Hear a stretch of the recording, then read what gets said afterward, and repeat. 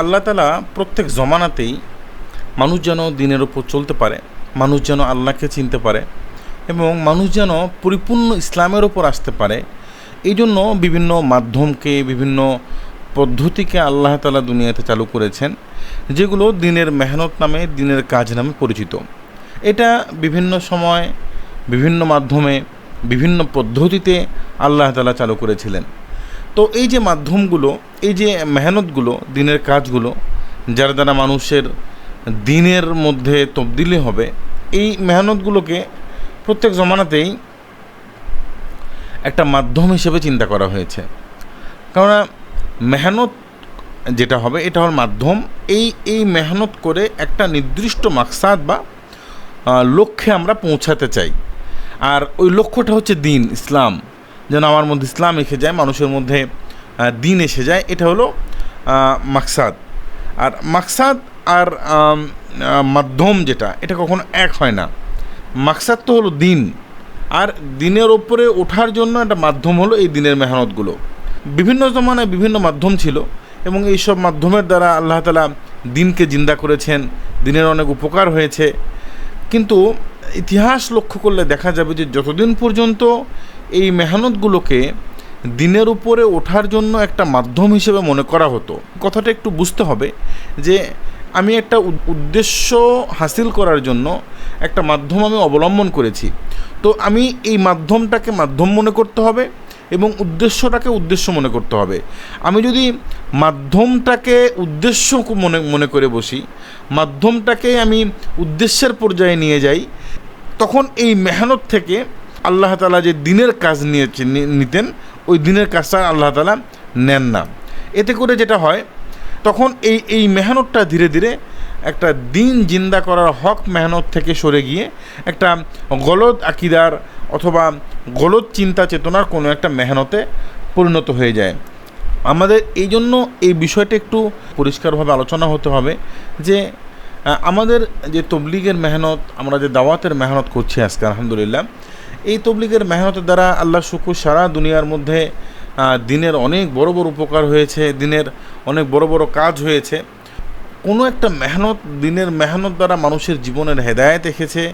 তো এটা আল্লাহ তাআলা এই শেষ জমানার জন্য এই মেহনতকে কবুল করেছেন। হয়তো পুরা দুনিয়ার মানুষের মধ্যে দিনের ওপর চলার যে আগ্রহ, সেটা এই মেহনত দ্বারাই আসতেছে। কিন্তু আমাদের এই দাওয়াত ও তাবলীগের মেহনতের সংস্কারের প্রয়োজনীয়তা বর্তমানে অত্যাবশ্যকীয় হয়ে পড়েছে।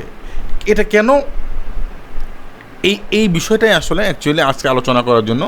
প্রথম তাবলীগের মেহনত দ্বারা যে সমস্যাটা সৃষ্টি হয়েছে, যেহেতু এই মেহনত দ্বারা লক্ষ লক্ষ মানুষ দিনের ওপর রেখেছে, আল্লাহকে চিনেছে, তো এই মেহনতটার গুরুত্ব এত বেশি, এই মেহনতের যে এলিমেন্টগুলো আছে এটার গুরুত্ব এত বেশি এসে গেছে মানুষের মধ্যে যে তাবলীগের ব্যাপারে গলদ আকিদা তৈরি হয়ে গেছে, ভুল আকিদা তৈরি হয়ে গেছে। যে এরকম মনে করা হচ্ছে যে তাবলীগের কাজটাই হচ্ছে দিন, কিন্তু কখনোই দিন এবং তাবলীগের যে মেহনত এটা এক জিনিস নয়। দিন তো বহুত উঁচা জিনিস, আর এটা হলো একটা মেহনত, যে মেহনত দ্বারা মানুষ ওই দিনের ওপর উঠবে। তাবলীগকে বলা যেতে পারে একটা সিঁড়ির মতো, আর আমি সিঁড়ি বা মই, তো সিঁড়ি বা মই দিয়ে আমি যে স্থানটায় উঠতে চাই ওটা হলো দিন, আর সিঁড়ি বা মইটা হলো আমার তাবলীগের মেহনত। তো এখন যদি এই তাবলীগের এই মইকেই কেউ উদ্দেশ্য মনে করে, মইকেও কেউ মকসুদ মনে করে, তাহলে সে গলত জায়গার মধ্যে আছে। নিজের জিন্দেগির মধ্যে ইসলাম নিয়ে আসার জন্য জগতের প্রত্যেকটা মানুষ যেন নিজের জিন্দেগির মধ্যে পরিপূর্ণ দিন নিয়ে আসার জন্য ফিকিরবন্দ হয়, সচেতন হয়। কামিল দিনের ওপর ভিতর যে আল্লাহ তাআলা হেদায়েত রেখেছেন, এর মধ্যেই আল্লাহ তাআলার গায়েবী মদদ নুসরত রয়েছে এবং এর মধ্যেই আমাকে চলতে হবে। এই চেতনার ওপর ওঠার মাধ্যম হলো আমাদের এই তাবলীগের মেহনত। আরেকটা বিষয় হলো, এই তাবলীগের মেহনত দ্বারা দুনিয়াতে ইসলামের এত বড় উপকার হয়েছে এবং এর দ্বারা ইসলাম দুনিয়াতে এত বেশি ছড়াইছে, এই কারণে মানুষ আস্তে আস্তে এই তাবলীগের মেহনতের দুর্নামকে অথবা সুনামকে ইসলামের দুর্নাম বা সুনাম মনে করা শুরু করেছে। অর্থাৎ মানে তাবলীগে ইসলামের সাথে এত বেশি সম্পৃক্ত করে ফেলেছে যে মনে করে যে তাবলীগের গায়ে কোনো আঁচল লাগলো তো এটা ইসলামের গায়ে লাগলো। তো এরকম আরও নানা রকম ভয়ানক অশুদ্ধতা তাবলীগের মেহনতের মধ্যে বহু বছর ধরেই চলে আসছিল, বিশেষ করে বাংলাদেশের তাবলীগের মেহনতে। তো বাংলাদেশের মানুষের এই এলাকার মানুষের মেজাজের মধ্যে, মগজের মধ্যে একটা কথা যখন ঢুকে যায় এটাকে বের করে ফেলাটা অনেক কঠিন হয়ে যায়। তো আমাদের বাংলাদেশের সমস্যা বহু আগে থেকে, আমাদের পাকিস্তানের মুরব্বীরা, হিন্দুস্তানের মুরব্বীরা বহুবার চেষ্টা করেছেন, বহু মেহনত করেছেন যে আমাদের এই মেহনতের অশুদ্ধতাগুলো যেন শুদ্ধ হয়ে যায়। অনেক চেষ্টা করেছেন। কোনো একজন মুরব্বীর কথা বলেছিলেন যে প্রথম হজরতজি তো বলতে বলতে চলে গেল, দ্বিতীয় হজরতজিও বলতে বলতে কবরে চলে গেলেন, এখন তৃতীয় হজরতজিও কবরে যাওয়ার সময় হয়ে গেল, কিন্তু কাকরাইলের মুর্দাদের আর ঘুম ভাঙল না। সম্ভবত আহমদ লাট সাহেব অথবা ওমর পালনপুরি সাহেব একথা বলেছিলেন। তো এই সমস্যা বহু আগে থেকেই। তো মেজাজের সংশোধন হওয়া আসলে অনেক কঠিন। রসুলুল্লাহ সাল্লাল্লাহু আলাইহি সাল্লাম এটা বলেছেন যে কেউ যদি বলে যে পাহাড় এক জায়গা থেকে আরেক জায়গায় সরে গিয়েছে, তুমি এটাকে বিশ্বাস করো, কিন্তু মানুষের মেজাজ বা স্বভাবের পরিবর্তন হয়েছে, তুমি এটাকে বিশ্বাস করো না। এটা বেশি কঠিন জিনিস। তাবলিগের ব্যাপারে বড় বড় ওলামা একরামের কাছে মাসালা চাইতে গেলে তারা এরকম ফতোয়া দিয়েছে ফতোয়া, কিন্তু পরবর্তীতে বলেছেন যে যদি আমি জানতাম যে তবলিগের ব্যাপারে এই ফতোয়া, তাহলে আমি ফতোয়া দিতাম না। এটা দ্বারা কী বোঝা যায়? একজন মুফতি সাহেবের কাছে তবলিগের গুডউইলটা দিনের গুডউইলের চেয়ে বড় হয়ে গেছে। যে বড় বড় বাংলাদেশে প্রখ্যাত আলেমরাও এই ব্যাপারে বিভ্রান্তি এবং গলদ আকীদার মধ্যে চলে গিয়েছিল। দিন আল্লাহ তাআলার পক্ষ থেকে মাহফুজ, তো দিনের হেফাজত আল্লাহ করবেন। কিন্তু তাবলিগের মেহনতটাই একটা সময় এমন পর্যায়ে চলে গেল যে এর গুরুত্ব দিনের চেয়ে বেশি হয়ে গেল।